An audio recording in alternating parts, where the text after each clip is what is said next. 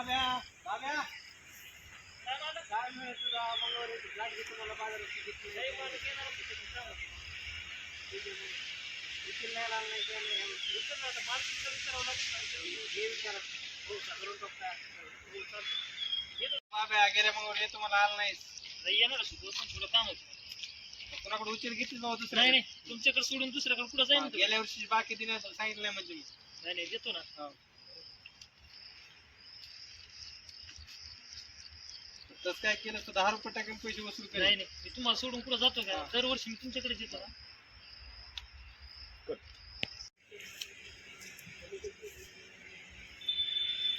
माळगी लवकर लवकर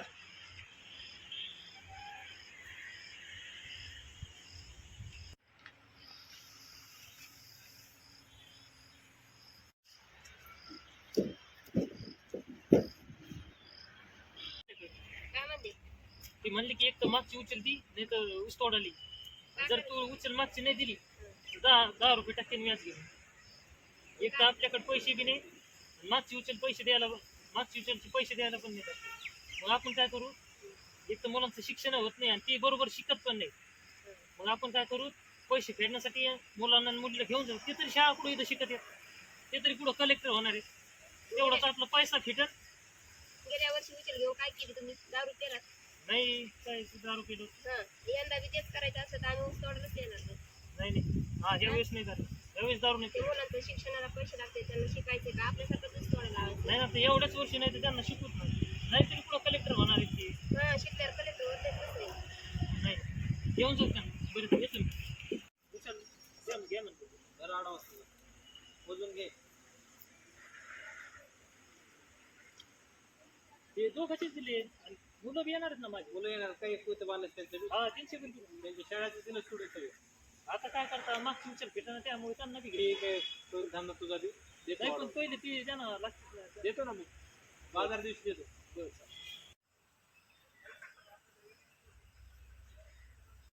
उचल घेतला काय खर्चा पाणी आहे का नाही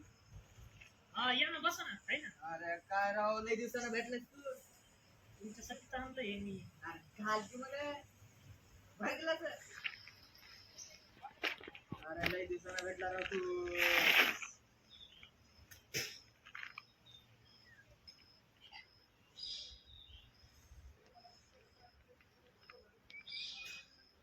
तुमच्या भावाचं बोलणार ऐकलं की तुम्ही आमच्या भावाचं पण उचललं पाडणार आहात माझं शिक्षण आहे मला पुढं शिकायचं आहे काय तर बनायचं तुमच्यासारखं ऊस तोडायचं नाही म्हणजे मला पुढं शिकायचं आहे तुम्ही समजून घ्या ना ते बाबाला सांगा की आमचे पैसे घेऊ नका तुम्ही जाता तर जाता मला भावाला पण घेऊन जाता आता तर तुम्ही सांगा बाबाला म्हणजे बापाला तुझं काय म्हणतो अजून एक माझं पण ऐका माझं पण 12वी झालंय मी सुद्धा पोलीस अधिकारी होणार आहे मी पण येणार नाही कामाला बाबाला सांगा तुम्ही असं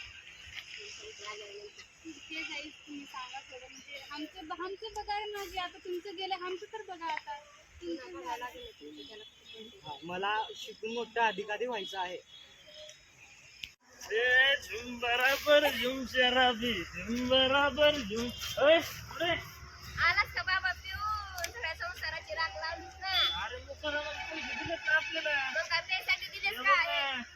अरे पैसे तरी काय करते पैशात करून तुला एक दिवस नाही हो तुला अरे. दिलेलं पुस्तक तर बघ काय करायचे ए, पैसे अरे ऊस बाहेर तोडायला जातो चल. एकटा आता दीदी धर तुला नाही जाऊ बाबा. धर तुला मला यायचं नका, आहे, नका, तुला मला यायचं यायचं नाही, धर बाबा, नका. भैया चल अरे हे लेकरं शिकायचं चल म्हणजे लवकर. काय करायचं बघ ना आता अरे कलेक्टर बनून त्यांचा बाप त्यांना हो, आता चल, दारू चल. पिऊन बनायचं का कलेक्टर धर लवकर मला की आमची वडील आमची दोघांची पढाई हे करून आम्हाला ऊस तोडायला घेऊन चाललोय असं म्हणतात मॅडम तुम्ही जरा आमच्या वडिलाला बोलतो का काय आहे का बघा की थोडं सांगा की आमच्या वडिलांना. तुम्हाला माहित आहे मी किती हुशार आहे माझं पण मला पण घेऊन चालले जरा सांगा की तुम्ही समजावून बघा काय होतंय का ऊसतोड कामगारांनी महामंडळांनी एक शिक्षणासाठी सुविधा केलेली आहे आणि आपल्या गावामध्ये सामाजिक कार्यकर्त्यांची तुमच्याशी ओळख काढून घालून देते बरं मॅडम तुम्ही सांगा म्हणजे तुम्ही कवा येते तर कुठे येते आम्हाला सांगा म्हणजे आम्ही जातो मी तिथं भेटायला तुम्ही येईन. अजिबात काळजी करू नका घाबरू नका ते सोल्युशन निघणार आहे बरं ते काय सामाजिक कार्य करणार आहे ते आपण पाहूया आणि मी विनंती करते की त्यांनी आपले मत मांडावे धन्यवाद मॅडम. आज बोरखडी या गावामध्ये येण्याचा प्रसंग असा आहे की महाराष्ट्र शासनाने गोपीनाथरावजी मुंडे ऊसतोड कामगार मंडळ स्थापन केलं आहे आणि आपल्या गावामध्ये मॅडमने मला सांगितले की खूप सारे ऊसतोडीला जाणारे कामगार आहेत, तर यांची कुठेतरी नोंदणी झाली पाहिजे. त्याच्यासाठी आज थोडक्यात एक बैठक बोलवलेली आहे आणि बैठकीला आज आपल्याकडे उपस्थित राज्यस्तरावरती काम करणारे ऊसतोड कामगारांचे